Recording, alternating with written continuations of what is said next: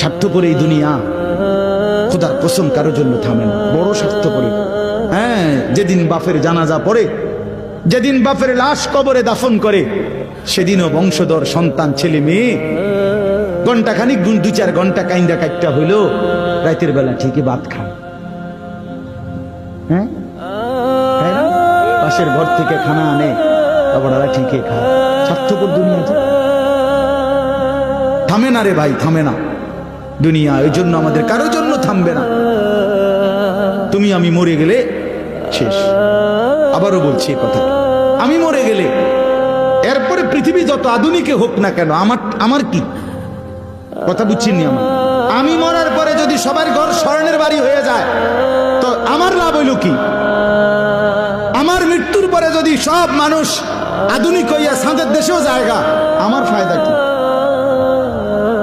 আমি তো না, আমি তো মরে গেলাম।